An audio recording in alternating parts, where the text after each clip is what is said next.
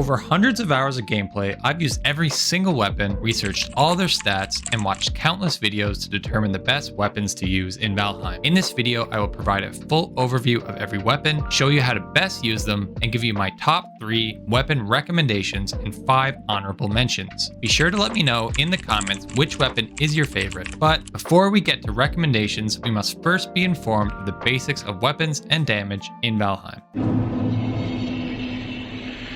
In Valheim, there are 10 weapon types to choose from. 7 melee types, with axes, clubs, knives, and swords, with some coming dual-handed and others single-handed, as well as fists, spears, and polearms. The other 3 types I do classify as ranged in the bows or crossbows, magic staffs, and finally bombs. You can review a weapon's stats by hovering over the item in your inventory. You will see its characteristics such as block armor, parry bonus, and most importantly, the amount and type of damage it does amongst other attributes. Do not worry, I will explain each of these in detail throughout the video, starting with damage. Damage in Valheim takes primarily 4 forms, of which in this video we will cover the first 2. The first is physical damage, which can come in the forms of blunt, pierce, or slash, and second, elemental damage that comes in the form of fire, frost, poison, spirit, or lightning. The reason damage type is relevant in Valheim is that all creatures have their own strengths and weaknesses. These are characterized by their tenacity tier, which can range from 0 to immune for each damage type. While creatures will be neutral to most forms of damage, others will be strong or weak based on their tenacity. 0 tenacity for very weak, receiving 200% increased damage. 1 for weak, receiving 150% more damage. 2 is neutral, receiving the base 100% damage. 3 for resistant, receiving 50% less damage. And 4 for very resistant, receiving 75% reduced damage. And lastly, a creature can be immune to a type of damage altogether. In fact, to give you a sneak peek, here's a breakdown of the number of creatures by their tenacity, groups, immune on top, resistant in the middle, and weak on bottom. We will revisit these numbers as I cover my recommended weapons later in the video, but spoiler alert, with 20 creatures immune to spirit, you're unlikely to see spirit weapons on my list. Now, with a good foundation on the mechanics of weapons and damage, let's dive into our first class of melee weapons in axes. Axes primarily do slash damage, with 8 currently in the game, 6 being single-handed and 2 being dual-handed. The single-handed axes have a 3-attack combo, with the 3rd attack doing the most damage, as well as a secondary attack by using the middle mouse button to swing the axe downward. You can acquire the stone and flint axe in the meadows, the bronze axe in the Black Forest, iron in the swamp, black metal in the plains, and Jotunbane in the Mistlands. Jotunbane is unique in that in addition to slash damage, it also inflicts poison on your foes. Two-handed weapons alternatively require more stamina, are slower to swing, and most of them reduce your movement speed by 20% compared to 5 from single-handed. That said, two-handed weapons compensate in 3 ways by giving you increased block armor, block force, and knockback, illustrated by comparing the axes acquired in the swamp in the iron axe and the battle axe. For your information, block armor is the amount of damage absorbed when blocking, block force is how much an enemy is knocked back when blocked, and knockback is how far an enemy is knocked back when hit with your weapon. Like their one-handed counterparts, two-handed axes have their own 3-attack combo, with the 3rd attack dealing the most damage as well as having its own secondary attack. You will acquire the battle axe from the swamp and the crystal battle axe in the mountains. Like Jotunbane, the crystal battle axe does elemental damage, but in this case, spirit damage. However, as mentioned previously, many creatures are immune to spirit damage, as illustrated with this Great Orc Brute. Two-handed axes are also noteworthy in that their secondary attack is one of the best attacks at staggering enemies. Enemies are staggered when a creature reaches their stagger limit, or they are successfully parried, and when staggered, they take double the damage. Before moving on to clubs, I will include the key stats for all the axes side by side for you to compare, including their damage per second values, as well as their maximum and minimum damage based on the number of upgrades applied to your weapon. To illustrate, the stone axe has a base slash damage of 15 without upgrades and 30 when fully upgraded. I will include a graphic like this after each weapon class going forward.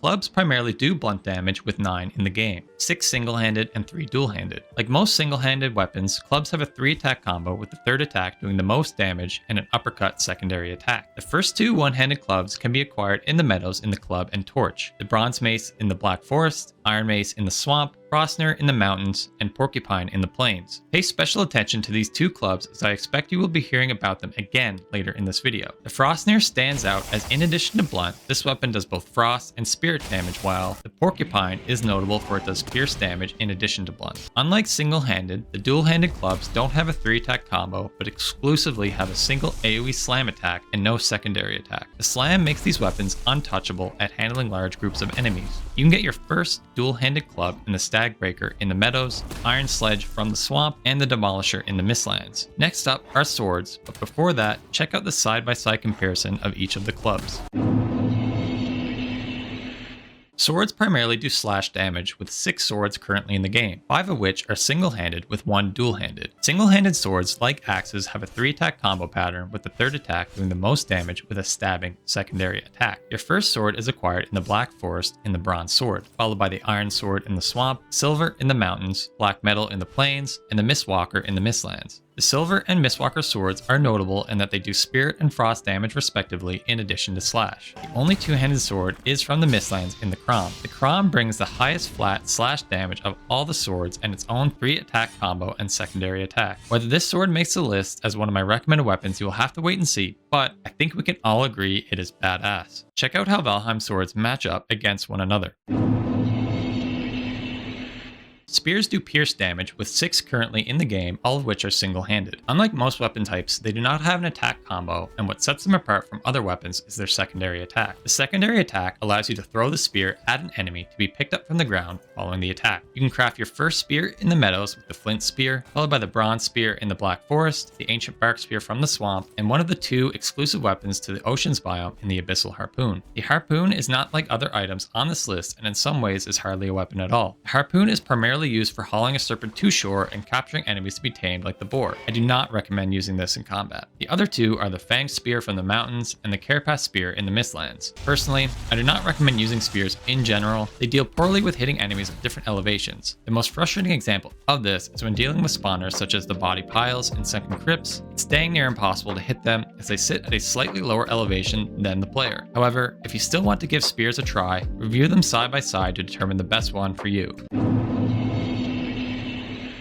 Polearms are crowd pleasers due to their wide range and badass aesthetic, and are actively one of, if not my favorite weapon class. They primarily do pierce damage, but there are only 4 currently in Valheim. While they are all two-handed, they only reduce your movement speed by 5%. They have a 3-attack combo with the 3rd attack doing the most damage and a secondary spinning attack hitting any enemy within its radius, and hitting with 6 times increased staggering, making for a great tool for dealing with a swarm of enemies. You can get the Bronze Akir in the Black Forest, Iron Akir in the Swamp, the Black Metal Akir in the Plains, and the Himanoffel in the Mistlands, which combines lightning damage with a typical pierce. The Himanoffel is special in that it is the only item in the game to deal lightning damage. Take a moment to compare the polearms side by side before we dive into what I consider to be the most fun weapon class.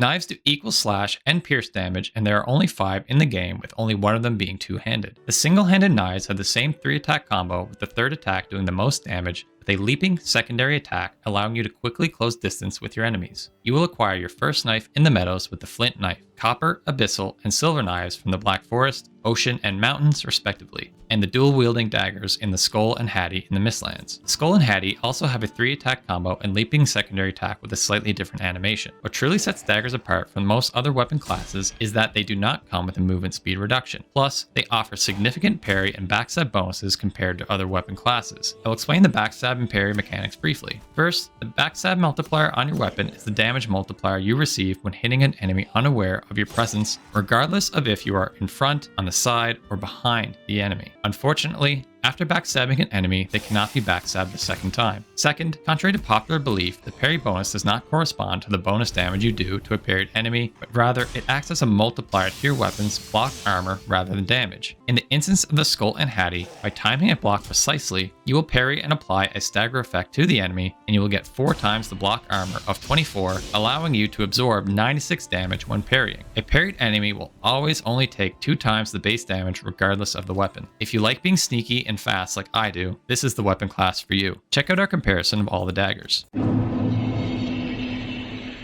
The final melee class is the Fists class with only one weapon in the Flesh Rippers, which are crafted from material from the mountain's frost caves. They have a 2-attack combo and a secondary attack and a kick to knock back foes and apply 6 times staggering. They do slash damage and function like daggers with significant parry and backstab bonuses and an absence of movement speed reduction. Moreover, they have the highest parry bonus of any weapon in the game at 6 times. Combine the Flesh Rippers with the set bonus from the full Fenris armor set for a heck of a combination. Before moving on to the ranged weapon types, I have summarized each of the melee weapon types and assigned pros and cons to each to help you differentiate between them, aiding in your choosing the type that best suits your playstyle.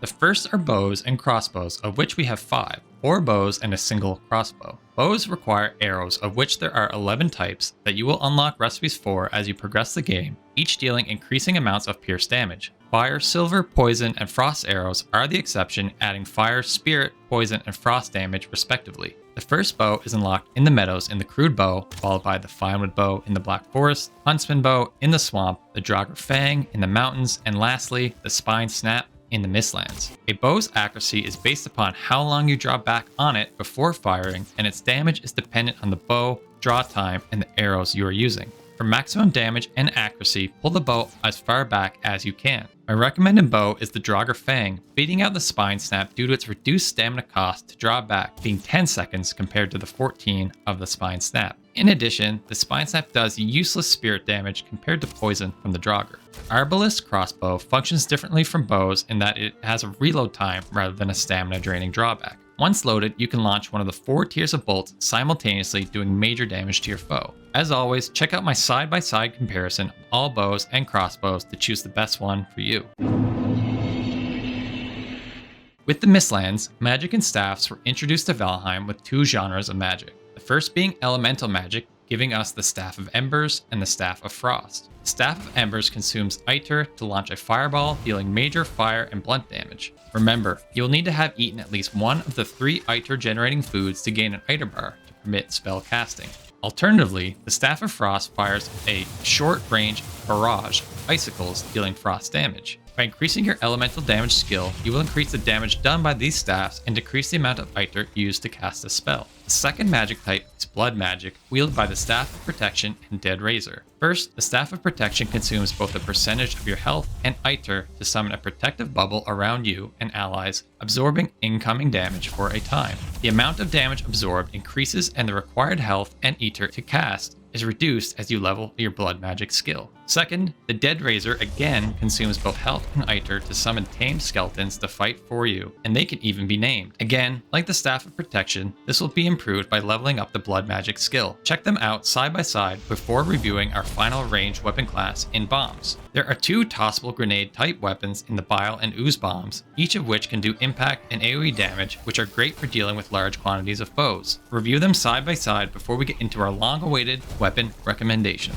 As you might expect, my top 3 recommended weapons are all endgame weapons, and for that reason, I want to nominate 5 earlier game honorable mentions that I recommend you use while progressing your game. First is the Stag Breaker. The Stag Breaker stands out in the early game for its excellent crowd control capabilities and significant damage relative to others for the Meadows biome. Second is the Abyssal Razor. The Abyssal Razor delivers excellent damage in the early game and stands out with its damage being comparable to even the Silver Knife, despite being obtainable as soon as the Black Forest. Third are the Flesh Rippers. Like the Abyssal Razor, these function like daggers with immense speed and high parry and backside bonuses. I love these as you compare them with my favorite armor in the Fenris armor for an additional bonus with a boost to your fists skill. Fourth is the Frostner. The Frostner is your first access to frost damage, which is massively useful as it slows down your enemies, giving you more time to maneuver. Plus, it does great damage for the biome. And fifth is the Porcupine. I like the Porcupine as, unlike the other clubs, it does pierce damage in addition to blunt, giving you much more flexibility with enemy creatures it will have effectiveness against. And now, what you have all been waiting for, let me reveal my top 3 weapon recommendations, starting with number 3. The Mist Walker. This was a tight race between it and the Crom, but with both dealing slash damage, I chose the Mist Walker for its diversity by adding both frost and spirit damage, leading to a total higher DPS. If you remember the tenacity graph from the beginning of the video, creatures are going to have resistances and sometimes immunity to different damage types. Having a weapon like the Mistwalker increases the likelihood that your weapon can be effective against any creature. The only argument to be made against the Mistwalker is the useless spirit damage it does, but considering it its small contribution to the total damage, I decide to look the other way. Number 2, the Staff of Embers. With the highest base damage in the game, I cannot overlook this weapon, dealing 120 in both blunt and fire damage. Fire damage is the most common damage type creatures are weak to in Valheim with a whopping 12 creatures. Plus, blunt is the least resisted of the physical damage types with only 9, furthering its case as number 2 on this list. With all that said, the beauty of the magic staffs is that you can combine them. I would recommend that when using magic, use all 4 staffs together. You can quickly summon skellies, buy a protection bubble, and then quickly switch back and forth between the Ember and Frost staffs for great diverse gameplay. Magic is a blast to play with, so I encourage you to check it out when you reach the Mistlands. And number 1, my overall best weapon in Valheim is the Himmenhoffel. Despite it not having the best overall DPS compared to weapons like the Carapace Spear, Mistwalker, or Crom, it does both pierce and lightning. Few creatures have pierce resistances outside of the swamp, which contains a third of the total 13 creatures with pierce resistance. Plus, 0 creatures in the game have resistance to lightning, making this item stand out. On top of that, with it being a polearm, it provides outstanding reach, massive stagger potential, as well as effectiveness against both single targets and groups of enemies with its secondary attack. Now that you know the best weapons to use, check out my armor overview video on screen to find out the correct armor to pair with your preferred weapon of choice.